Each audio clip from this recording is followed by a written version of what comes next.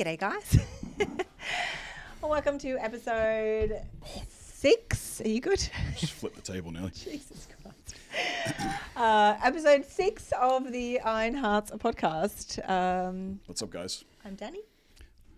I am Zia, and we're back after a Hiatus. bit of a hiatus. You know what I realized though is this is podcast 6, right? Yeah. So if we try to get at least one out per month for the remainder of the year, then Yes.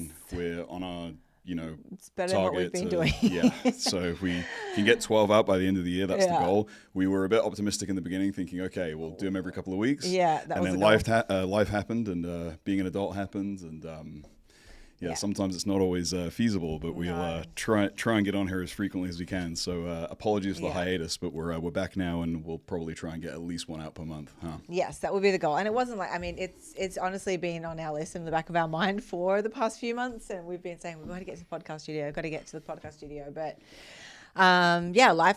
life was life. And we got a new fence around our house. So that was exciting. What else? We got new windows. Yeah, basically our house was just missing a lot of things. Yeah, when we and moved there's and always something. I feel like when you have a house, you just have it's just constant projects. that you have to whenever do. contractors say they'll be here.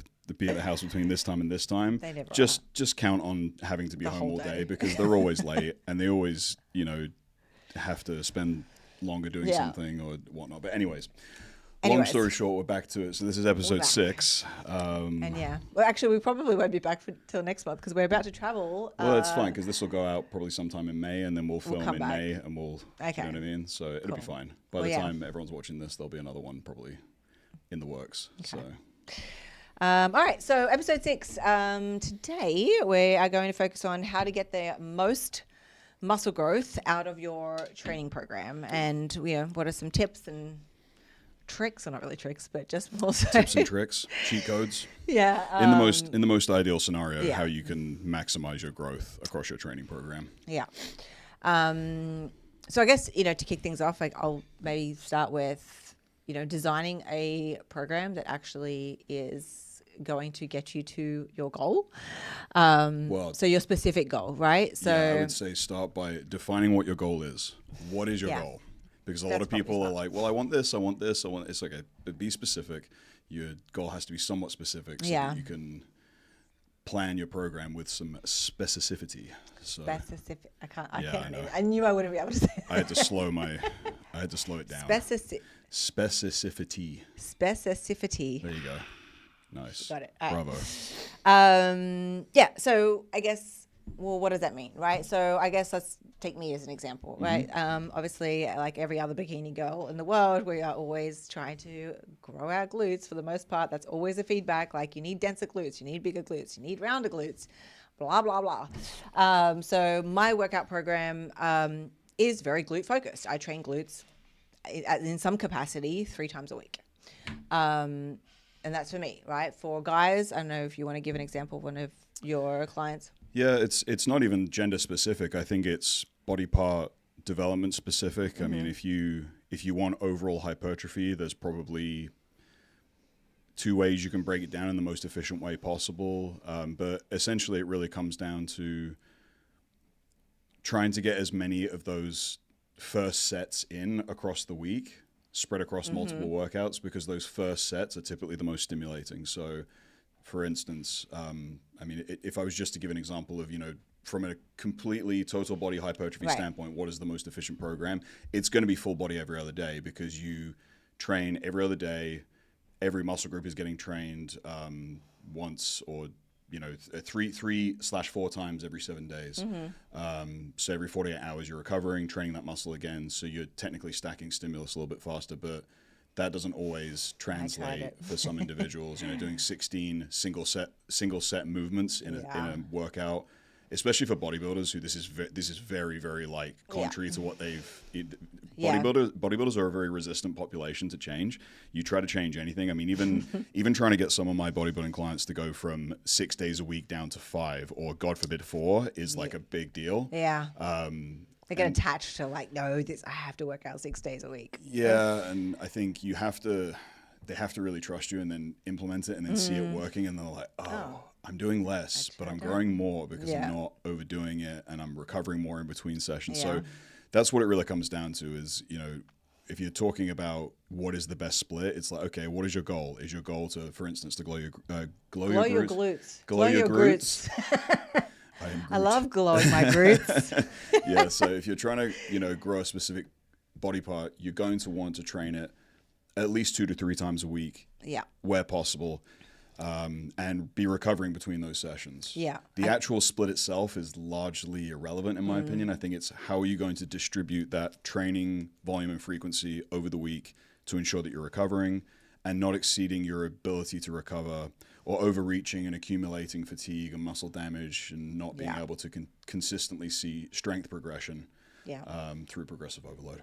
Yeah, and then just going back to what you're saying earlier around full body, like I tried that, the 3-day, I think I was doing 3-day full body. And for me, I mean, I was always starting with legs, obviously, and prioritizing lower body because that's what I'm trying, that's my goal, trying to glow my I keep saying this. Grow your glutes. Glow my glutes. I'm trying to glow my glutes. For me, when I was doing the full body program, what I found was I was, doing the first half, right, which is my lower body. And by the time I got to the upper body section, I was gassed out and tired, or I ran out of time and I was like, I'm not going to do it. So, and maybe I would do like one exercise, then the last 2, I would just be like, oh, I'm not going to be able to do these. So what I found was I was actually missing more exercises because I had my upper body at the end and it wasn't as important. So I was like, all right, so I actually get to train upper body. I'm going to go back to having a set upper body day, and then the rest are basically all lower days for me. Yeah, I mean, you have a little bit of upper body sprinkled in, don't you? No. On your lower days, did we not? Nope. Oh yeah, because we're I gonna changed we're tried that. We're trying to detrain your upper body a little bit, aren't Yeah. we? To emphasize. Yeah, so that's the other thing is again, huge. Yeah, Danny's upper body grow and her back specifically grows really fast. So Yeah. you want that hourglass look in bikini, but you don't want to be too top heavy because again, it will work against you in your placing. And this is where specifics are so important because most people, for instance, someone like me who's just trying to grow every muscle group possible, I don't care if I'm growing uniformly across my physique, but for a competitive physique goal where certain body parts are prioritized over others, you have to think about that. Yeah. If you're just trying to get as muscular as possible, all good, doing that frequency and spreading it over the week and just, again, getting as many of those first sets is the way to go for sure. Mm-hmm. I think another thing that comes up a lot with people is like exercise selection. So, and also, I mean, for me, I feel like there's got to be there's 2 buckets of it. One is like, what is the most stable, exercise that you can do, best exercise for, there's not even a best exercise, but like the most stable exercise that you're going to be able to get, for this specific, muscle group that you're training. Mm-hmm. But I think another part that comes into it, maybe it's more females. I don't know. Maybe not.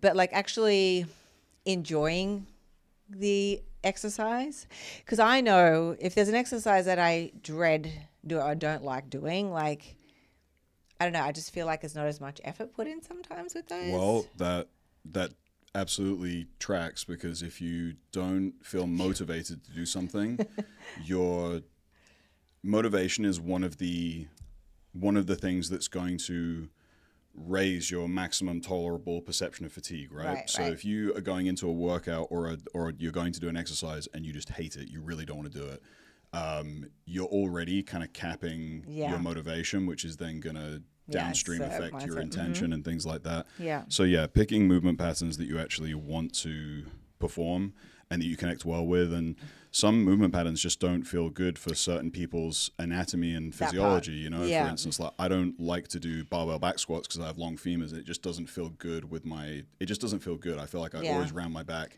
I have to either do a heel elevated modification, or I just do a squat pattern like a hack squat or a pendulum or something that allows me to get into knee flexion without having to round my back, because it's just harder for me. It's always been hard for me. Yeah, and me being a short ass, I love doing back squats. Yeah. I used to have a really strong hip dominant back squat, but for hypertrophy, I feel like it just wasn't something I could have progressed. Especially at the loads that I was doing, eventually I was like, am I really going to keep progressing this up? And it's also just high risk of injury too. It's like, what for? Well, it's also just I felt it was cognitively more demanding, and having to stabilize the barbell versus just putting that internal focus of attention on just, you know, coming out of the hole on like a hack squat or a pen. It's just different. You don't have to think about, okay, am I going to slip sideways, or is the barbell going to slip off my back, or am I bracing my core adequately to not round it? Am I going to herniate a disc or something like that? I don't know. These are the types of things that go through your mind when you're squatting like 3.5+ plates. And I was just like, this isn't going to, do you know what I mean? It just doesn't feel like a year-round thing that I can do. So so I think just to wrap up, I guess, that part about exercise selection, right? There is, you know, no really like this is the best. I mean, we see these videos all the time. The best exercise to blow up your quads, or the best exercise. There's definitely better exercises. Exactly. There are better ones, which are always going to be ones that are coming from a more stable position, right, where you don't have to overcompensate or try, you know, with balance, or, you know, overcompensating with other muscle groups, right, to perform that movement. If we're speaking purely in hypertrophy terms, the more stable and the less concentration required to complete that, to execute that movement proficiently, the better it's going to be for hypertrophy, simply because you are not going to have to allocate energy towards those additional tasks, mentally or physically, you know? So that's why I really like machines. And, you know, people are like, oh, it's not functional. It's like, it's just a dumb argument. You know what I mean? Like, people talk about like functionality. It's like, don't talk to me about functionality. We're talking about bodybuilding. But but you can still be functional and do these movement patterns and not, you know, you do all these like machine-based workouts, but you're still mobile and you can still box and run and all these other things. So it's a use it or lose it with that kind of stuff. So and I know that was actually a perfect kind of summary, but just one more thing to add is that you do not need to be changing your exercises every other month, or I need some people that do a different workout every week. It's like, just pick pick what's stable, what works, and what you enjoy doing, and then just get better at it over time. I mean, I've been doing some of the same exercises for over 10 years now. Like, leg extensions will always be my program, no matter what. For sure. There are certain staples, right, that will always be there, and it doesn't, you know, I think people sometimes like, oh, I'm bored, I want variety. Which, okay, I get that. Maybe switch out a couple of things, but I think at the end of the day, there are some like foundational exercises that I think are ones I would do all the time. You're so much nicer than me with stuff like that. I'm always, whenever someone says, you know, do you want to swap stuff out? I'm like, well, sure. What do you mean swap things out? It's like, oh, can I swap this for this? And maybe it's like a simple substitution. Right. If it's a smart swap, maybe it's a swap that doesn't make any sense. And I'm like, okay, so do you want variety or do you want results? You know, do you want to that? Well, no, it's the truth. It's like, okay, do you want the novelty or do you want faster results? 9 times out of 10, people are going to say, I want faster results, especially if they have an aesthetic goal. It's like, I don't care how I get there. I just want to get there, you know? So that's, you know, but we're like very like singularly minded as bodybuilders, but there are other people who might come from other populations or sports where they're like, okay, for instance, one of my clients who I work with, she really likes Olympic lifting and powerlifting. So rather than maybe having a conventional machine-based squat pattern, she does barbell back squats, or you know, she wants to do conventional deads because she feels really strong doing it. It's similar to why you were doing them back in the day. You know, it's the same thing. So it's not an absolute no, but you got to choose specific to the goal, and then eventually you got to figure out, okay, do I want the most efficient path to the goal, or am I okay having a few stops along the way because maybe I'm not putting everything into that singular, you know, goal itself. No, that's a good point too. I think it definitely goes back to what the person's goal is, right? So, yeah, for sure. All right. So I guess, you know, if we're really going to drill down to, you know, how do you get the most muscle growth out of the program or the exercises you're doing? It boils down to what 2 things, Coach Zia? What in order to What stimulate grows growth? muscle? Motor unit recruitment and mechanical tension. Like, not progressive overload, right? Well, progressive overload. Yeah, that's the. We'll get to that in a minute, but so let's just. Sorry, that was a little joke. So, motor unit recruitment and mechanical tension. Yeah. Do you want to explain it in simple terms? Simple terms, yeah. Because I know I'm saying that because Aryan can go on. I could go into some of the physiology stuff. I don't think it needs to be explained. You know, you can literally. No. I think what I'll say is that if you want to really have an understanding of the physiology behind what drives muscle growth, you should go and have a little bit of a deep dive into what motor unit recruitment and mechanical tension is, and how you can leverage them to see more growth in your workouts. I think I could, sit here and talk for 10 minutes about the physiological significance of like high degrees of, mechanical tension, motor unit recruitment, things like that. But again, it's, I think, something that's a little more on the advanced side, but it's something that if you can grasp it, it just helps you conceptualize why this stuff works, but ultimately, you're trying to maximize both in order to elicit growth. Yeah. And there are ways that you can potentially increase motor unit recruitment by lowering your maximum, by increasing your maximum tolerable perception of effort through various techniques, which I think we've got a few that we can kind of go over. Yeah, let's go. But I was just like more so getting like because I think. Obviously, there are some people that will hear mechanical tension and be like, oh, I know what that is. But if someone has no idea what mechanical tension is, like, how would you explain it to a client who's like... To boil it down to its most simplest, I guess, concept in the context of trying to stimulate growth or hypertrophy, it really just comes down to how hard you're training in terms of proximity to failure. That's really what it comes down to. It's like, okay, how intensely are you training?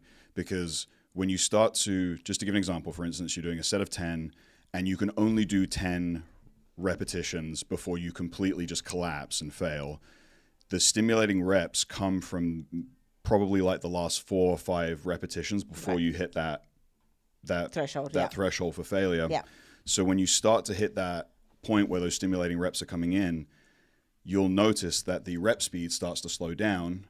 And your tempo, you can't speed up the tempo of the movement no matter how hard you try. Yeah. That's where the mechanical tension is found. It's that intensity, that proximity to failure. And you're trying to have as many sets, like that you can throughout the workout.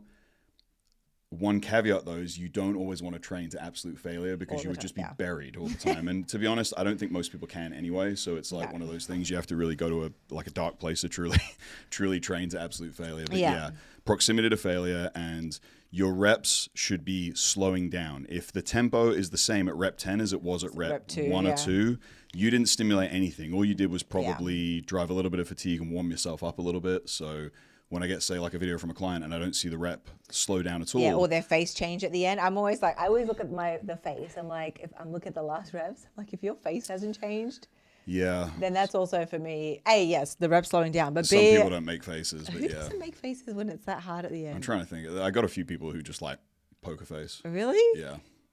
That's crazy. For me, I'm some like people, ugly face the whole last few reps. But I look at rep execution for the most part. But plus, people can fake the face. That's the other thing. Really? They like slow down with it. Yeah, I would die if my clients faked face. When I was a trainer, they're sending me a training video to review, that would be hilarious. When I was a trainer, I would see that all the time. What? Yeah, of course. People are like, people fake face. It's so hard. It's like the same people that fake orgasms. Bruh. Is that what it is? It's the same thing. It must be, because I just find that bloody crazy. That's funny. Anyway, basically, back to mechanical tension. So, it's basically how much force your muscle is producing while it's working. And I think for, most people, ideally, the goal is like to lift heavy. But also I think, if you aren't there yet and you're early in your journey, you're like, well, I can't do that. I feel like there is still some wins with, just trying to control the weight at a lighter weight, right? Trying to control the movement. And also I think before you even get to any of like the heavy lifting stuff is perfecting the form first and foremost, because if you're not executing it correctly, well then what's the point if you're just going to be throwing weight around, an ego lifting and looking like an idiot. Yeah. For instance, if you're just trying to chase the logbook, is the term that we use, where you're just constantly adding load and you're not really paying attention to your execution, whether you've progressed from, say, 100 pounds to 500 pounds on a movement, the standardization of those reps should be the same. So the range of motion, the tempo for the most part should be the same until you reach those stimulating reps and they slow down. There was something I was going to piggyback off that you started with that what did you start with? I was starting with like, if you can't lift heavy and you'll want to. So there's a big kind of, I don't know, I feel like it's just this big battle. It's like high reps versus low reps versus heavy loads versus light loads. Yeah. When you're a beginner, it's going to take some time to be proficient executing a movement pattern with heavier loads with a rep range of, say, 6 to 8. I rarely go for most movement patterns. I rarely go above 9 repetitions. But when I started out, 12 was a sweet spot for me with many movement patterns because it allowed me to achieve that proximity to failure without being in a position where I'd loaded the movement so heavy that my execution started to suffer.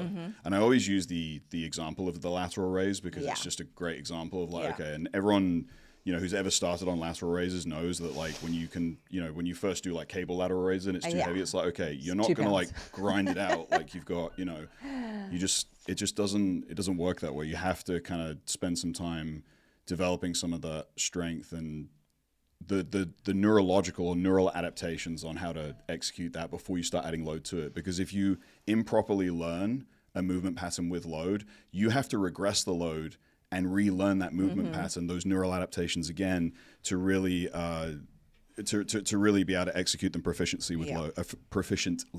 With load. So yeah, and I mean for me, a lateral raise is like I'm just not going to be able to progress past a certain point without being able to. Hi. Sorry, someone's calling into the podcast studio. We have a caller on line 1. Be right back. I'm just going to unplug this phone. He's going to go and unplug the phone. Well, I chat to you for a little bit. Hi. This has never happened before, actually. That'd be great. We should have a call-in thing where people can call and ask questions live. Wouldn't that be fun?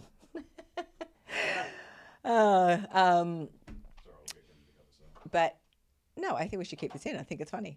Anyway, what we're talking about, lateral raises. So I've been doing lateral raises basically with the same weight for 10 years, and that's okay. So what I've actually switched to now is instead of doing them standing with a heavier weight, I've actually gone back to like 7.5 pounds and doing them seated, where it's a lot more difficult, right? And I'm slowing down the movement. So I kind of switch between the two, but that's just one exercise where I'm not going to be, consistently progressing in because again, it's just one of those things where it's such tiny little muscles. Like I'm not going to be able to lift more than, 10 pounds effectively with proper form. So it is what it is. Which brings me to like, I think, Instagram and things will just be like, oh, progressive overload is what you need to grow muscle and, progress. And while it's important, there you can progressively overload, but not necessarily have mechanical tension there, right? Like, yeah, 100%. Because if you start at a low weight that isn't challenging and then you add 5 pounds to it and it's still not challenging, you technically achieve progressive overload, but that doesn't mean there was any adaptation there. Right. Progressive and I think overload, people don't know that part, right? Because they just assume like, it's progressive overload. That means I've built muscle. It's an oversimplification of something that ignores the physiology. It's simply just a way of tracking progression. Like that's the thing. Progressive overload is an indication that something is taking place if you're adhering to a proper program and progressing and training hard. But it's not, progressive overload is not the stimulus. It is the indication that the stimulus has taken place. It's a means of essentially tracking it. It's, chasing the logbook. That's what you're trying to do is achieve progressive overload by logging your reps and sets, which is why all of our clients, it's mandatory. They have to record their reps and sets every workout.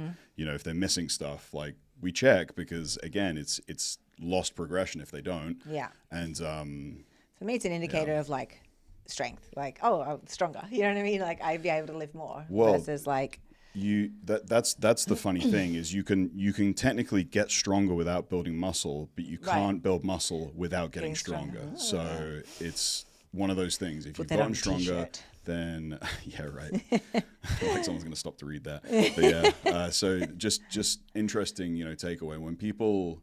It's how you can tell, and I'm probably going to get some flack for this from some of the enhanced guys, but this is how you can tell when someone's entire like physique is built purely based on PEDs, is they're really big, 6 months out of the year when they're on, but they're weak AF. They can't lift heavy. You never see them progressing. You never actually see them lifting heavier loads or actually progressing, up in terms of strength.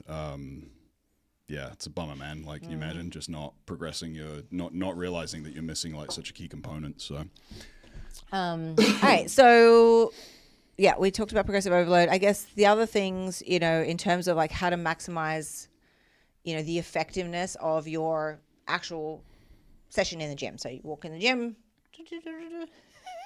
Is that how you walk in the gym? That's how I Danny go, walks in the gym. do, do, do, do, do. Hi, everyone. What are some things that you can do in that workout to help? And one that you suggested to me, which I've recently incorporated.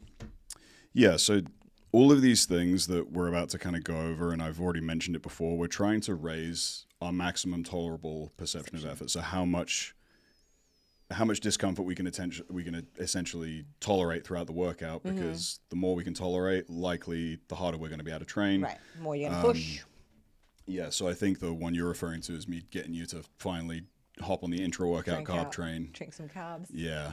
And I actually shared something in the group recently to the same effect, about, either intra-workout carbs or pomegranate juice as well as a really good option. I actually looked up pomegranate juice. I was curious to see how many carbs are in a serving. It's like 33 grams of sugar.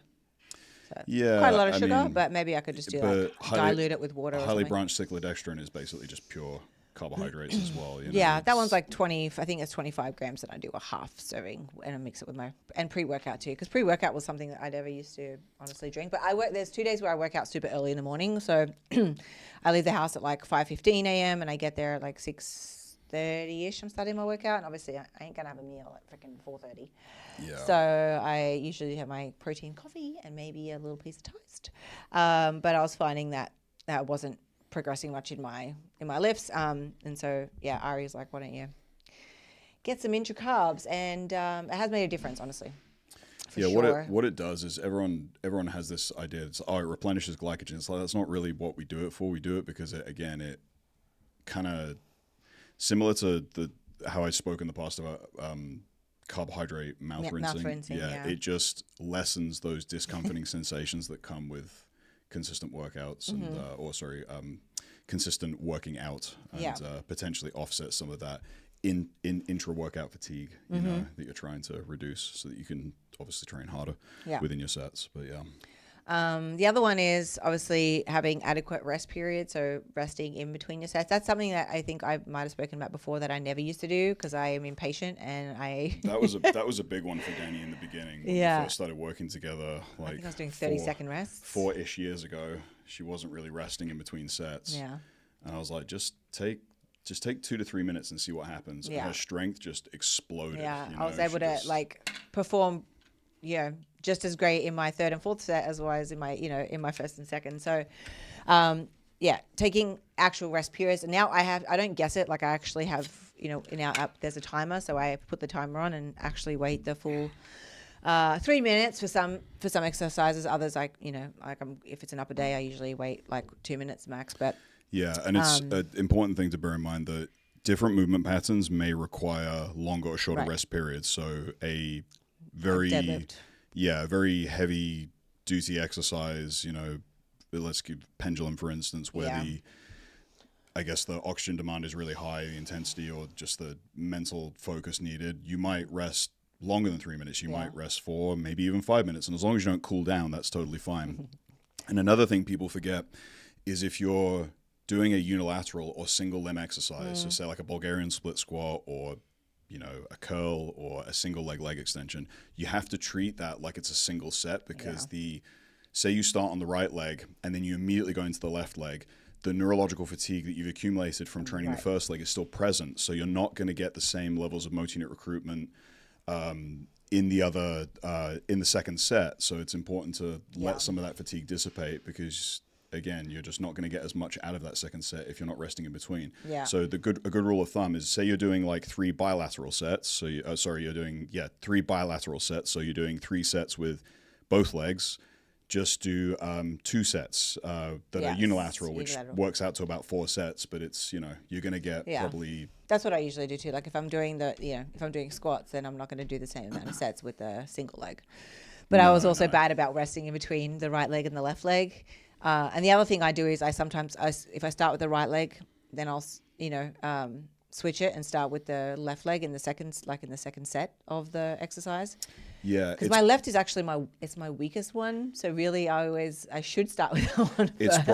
It's probably more beneficial to do that between workouts versus within the workout. So start on the left side of your body for workout A. And then if you train that again, workout B or C, start on the right side, because again, I talked earlier about how you want as many of those initial sets as possible. The further you get into a workout, the more fatigue you're going to accumulate, and potentially the less stimulating those reps are going to be. Yeah, which is another good point actually. So I think do those ones that, are targeted first and earlier in the workout, right? What's that? Like in terms of exercise selection. So something you just said there, like towards the end of the workout, you're going to obviously be feeling more fatigued because you've been, doing other stuff. So do those ones that I guess are your staples. So like for me, if I have if I'm having a glute day, do the glute drive first. Don't leave it for the end, basically. And do walking, lunges at the beginning, for example. I think what it comes down to is try to do the less fatiguing short position exercises earlier in the workout. Whereas lengthened exercises, for instance, again, I'm using the pendulum, it's a lengthened quad exercise, or a barbell squat, any exercise where you're lengthening the quad, you probably want to do those. And again, this is splitting hairs. You don't have to do it this way. If the leg extension's taken, you just have to do your squats first. That's totally fine. It's not gonna be the end of the world. But if you can do more of those shortened position exercises earlier in the workout, you're not going to accumulate the type of fatigue that is problematic earlier in the workout from those lengthened exercises, and you can do them later. Like I always do my my more demanding exercises later in the workout, which sounds counterintuitive, but it doesn't always go that way. Yeah, I would say I probably, again, it also depends on who's taking the exercise. But I always have to do I always find for pendulum, for example, I have to do leg extension first because I need to warm up. I call it my warm up. But leg extension is a shortened position. Yeah. So that's what I'm saying. Like I do that one first, but then I'll go straight into the pendulum after that. But with the hamstring curl, the seated hamstring curl, that's technically a lengthened position exercise. I always do it first because I feel like it warms up the back of my knee. Yeah, same. I did the same thing. I always I think it's like, to me, those are like they're my warm up ones. But yeah, for sure. Anyway, I digress. So I actually go seated hamstring curl, 45-degree hip extension, even though technically, it's just a preference thing for me. I was going to say, at the end of it, it's preference. And if you have who's a preference, hogging the bloody machines? Yeah, and again, it's probably like, I don't know, a few percent in terms of like the variance you're going to notice across your program, like splitting hairs over such things. So I wouldn't get too caught up in the minutia of it. Okay, so as I said, after you walk in the gym, You driving into the gym now? Yes. I want to play the Tokyo Drift theme song over this now. Anyway, continue. So we've said, having some sort of, intra-carb workout, drink, actually having rest periods during sets and also between unilateral exercises. The other one for me, I think, which is something that you've mentioned in the past too, is just like minimizing distractions. During your workout we are also attached to our phones all the time. Like not just during. Well, but just don't scroll on. Also, it's annoying as hell if you're trying to wait for a machine and some dude's scrolling on Instagram. I'm like, unless they're resting, but if they don't let you work in and they're doing that, that's annoying. Anyway, I don't think anyone's ever refused to work in with me. Yeah. I don't give people the option sometimes. Well, that's what I mean. I just be like, hey, I'm going to work in a bit of a time. Well, yeah. I mean, if you're at not a like gym, that, but you know what I mean. I'm like, do you mind if I work in a bit of a time crunch? But minimizing distractions and I guess cognitive load, right? So so just don't be scrolling social media before or during the gym. There's nothing worse than taking your focus away from, I don't know, for me, training should be meditative, and you should be really. Dorian Yates used to meditate in his rest periods and psych himself up and kind of mentally prepare himself to go for that next set. And I just think that when you treat it with that degree of focus and respect and intensity, you're just going to get so much more out of it. And it just allows you to just take yourself away from this constant kind of screen sucking existence that we have sometimes because, I don't know, for me, like I said, the gym is my time to disconnect, which is why I'm so protective of my gym time, Yeah, I mean, I have my phone on D&D as soon as I get in there so that I'm not also distracted by like text messages and things like that popping, or notifications and stuff popping up on your screen. So D&D for that hour or so that you're in the gym, like, you'll be fine. Yeah. And then just on that too, just something that you made me think of that annoys the hell out of me when, all right, set the scene. You have your headphones in, right? You're listening, you're getting your pump up song, whatever that may be. Du Hast by Rammstein for me, from about to do RDL. So like, you're hyping up and you're getting ready to go into your set, and then someone taps you and's like, how many sets do you have left? I'm like, while they can fully see that you're in the zone. Like, That must weight. only happen to you. No one approaches me like that. Okay, well, it's happened to me before, and I'm just like, why would you ask me now? Like, I'm You, literally, you I'm going just through my ritual of like psyching myself up. I'm saying the number of reps in my head I'm going to do, and then I'm getting ready you and just need to putting my look reps meaner. on the bar. They're like, I'm like, You just need to really? look meaner. You just need to look meaner. You I- need to look like you're gonna like scream at them if they interrupt you. Was that good? We'll work on it. We'll work Yeah, on it. that drives me crazy. I'm I just like, you I couldn't just wait until glare. the end of the set, bro. Like, seriously, like that drives me crazy. I just glare, you know what I mean, and I don't make eye contact, and people know. Like if I don't look up or make eye contact, like if someone like taps Yeah. me like mid set, man. The other thing too that Oh. drives me crazy, and I think this is just maybe people are just not unaware, so I'm about to tell you all.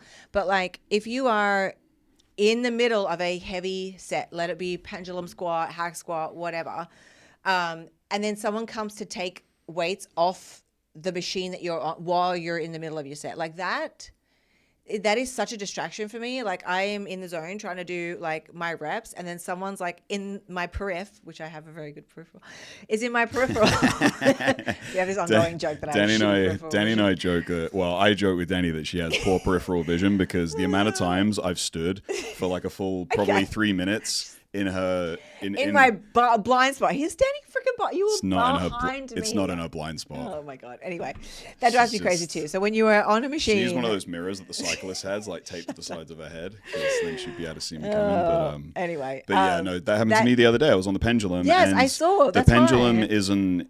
This particular pendulum isn't bolted down. So No. with the weight that I'm doing on the pendulum, and it has like a counterweight to stop it from like tipping on one side. You have to, if it's not bolted down, you have to put some plates on the bottom to stabilize it, because otherwise it moves around, yeah. which is really distracting when you're trying to, come up out of the hole.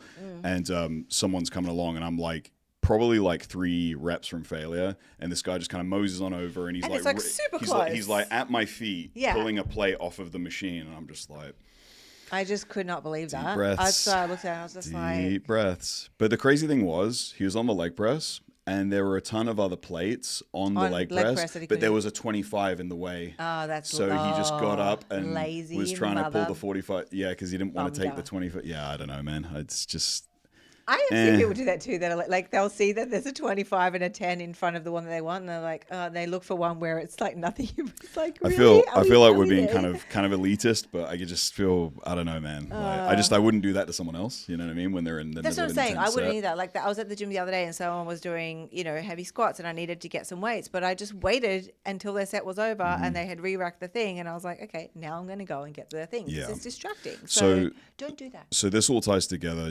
All of these things, independent of each other, probably, by themselves wouldn't amount to anything, crazy. But if you're doing all of these things, you will see a dramatic increase in performance. There's a few others that we'll mention, but that internal focus of attention is a huge part of getting the most out of your set. So anything that distracts you, that's why headphones and just somebody, you don't even have to listen to music. Just something that blocks out sounds and distractions is helpful. Some people don't even want to listen to music. They What? just want to. I was going to say, the other next thing I would say is make sure you have a killer playlist. Because for me, if Yeah. I forget my headphones, my workout's going to be poo-poo.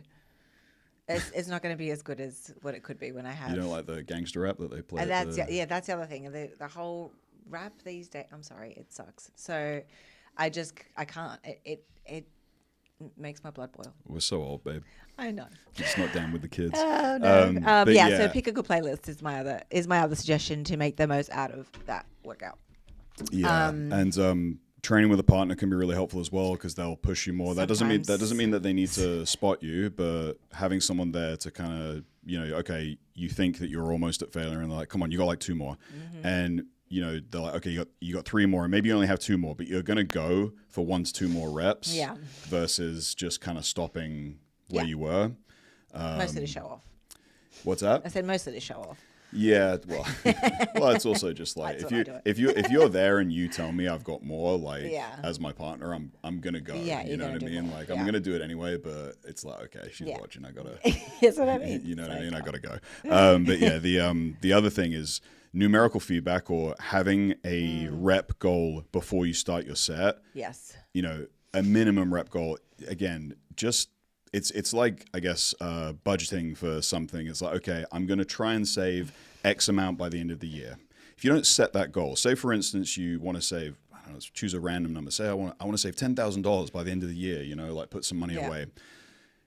and you only managed to save maybe 7.5 by the end of the year. If you hadn't have set that 10,000 goal, do you think you would have got 7.5 or less? Yeah. I would argue that statistically, you'll probably have likelihood to have saved less if you hadn't have set that Oh, for 10K sure. goal, because it's in the back of your mind. So it's the Yeah. same with reps. If you're like, I know that I can get probably like 9 or 10, but I'm going to try and get 11. Yeah. And you go for 11 and you get 12. And it's a grinder, but you far exceed what you thought you could. But if Yeah. you'd have just said, yeah, I'm going to get 8 and then stopped at 8.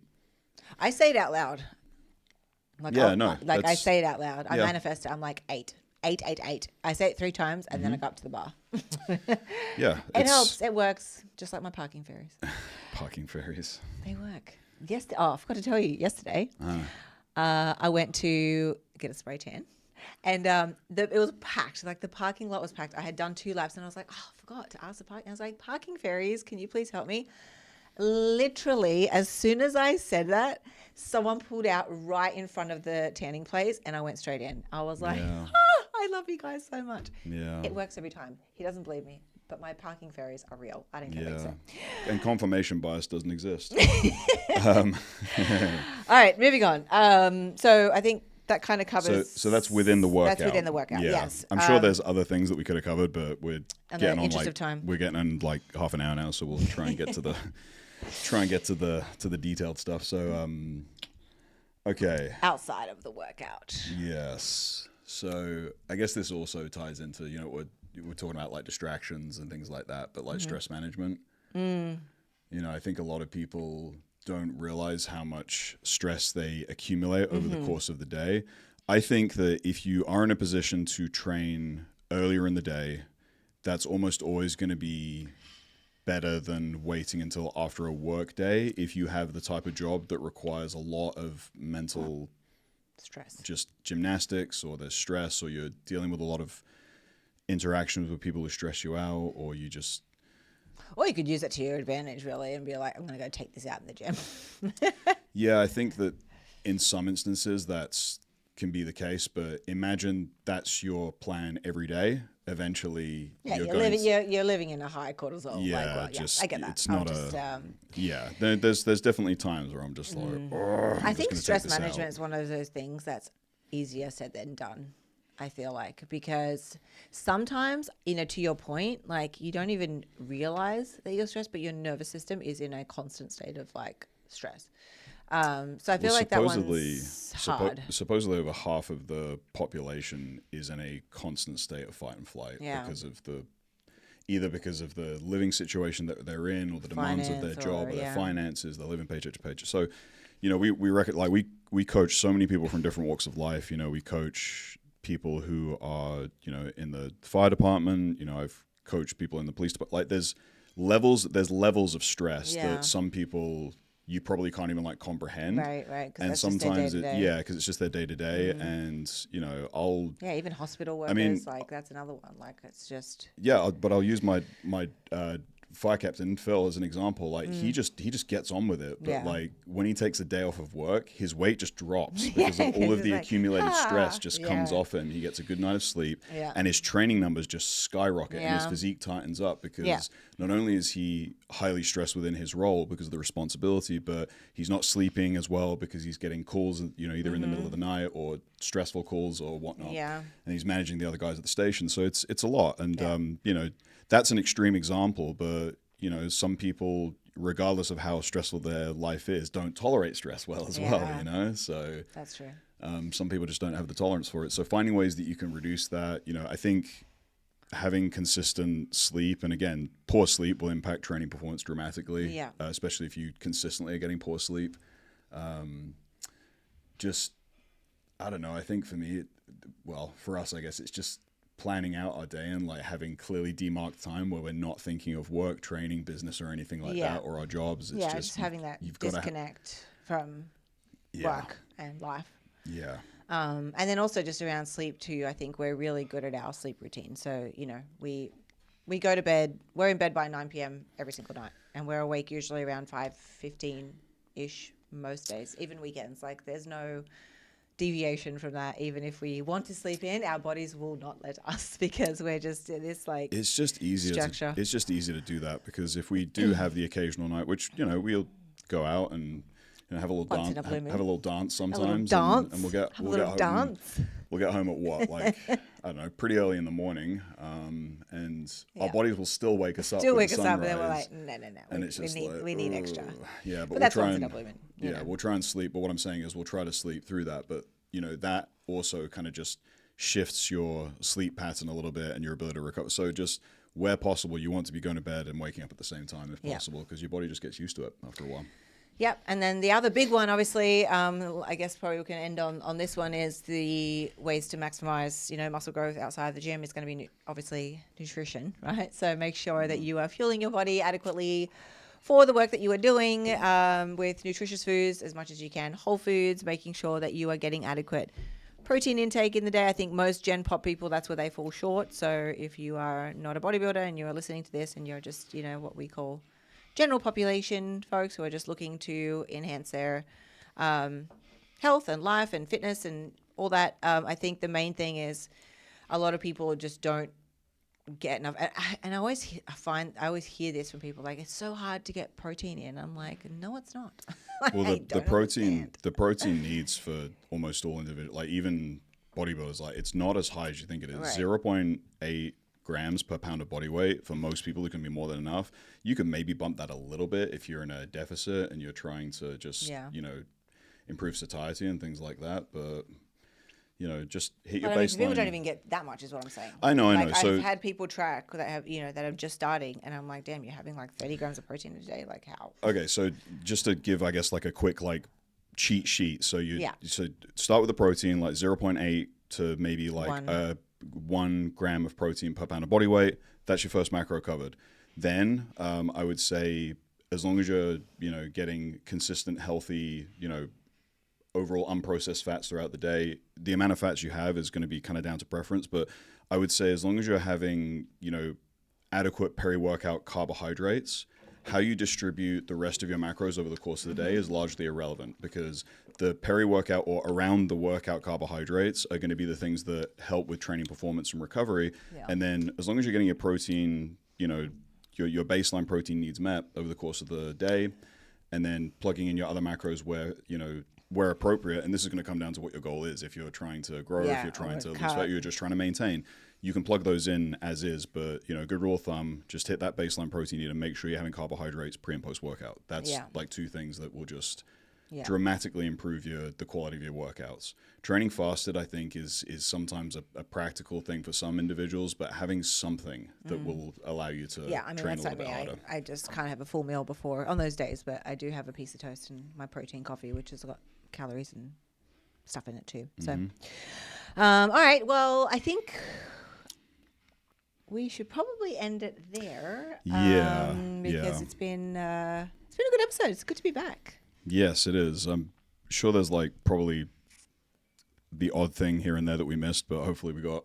Well, luckily we have others that we can cover, so it's fine. We'll cover that next month. Hopefully some of those suggestions were valuable. Yes. If you're one of our clients and you're already working with us, you probably do like 99% of these things anyway, so this will probably be a refresher for some of you. But if you're not implementing some of these things, give it a try, and don't tell me that your workouts didn't get better by adhering to some of these principles. It's not just about the workout itself, it's how you structure everything around it. Has a dramatic effect. Yeah. Be intentional. Yeah, for sure. All right, well, it's good to be back, and we will see you guys on the next one. Yeah, I think it'll be, episode 7 next time? Yes. Yeah. I was going to say, if you guys have topics that you really want us to address, again, just make suggestions, let us know, comment on the Spotify, the YouTube, when we upload it, because we do, read those and take them into account. We do have a list of things to go over, but we want to answer questions that maybe we haven't answered before that you guys are curious about. So that's all, guys. That's all, folks. Okay, see you. Bye. Bye, guys.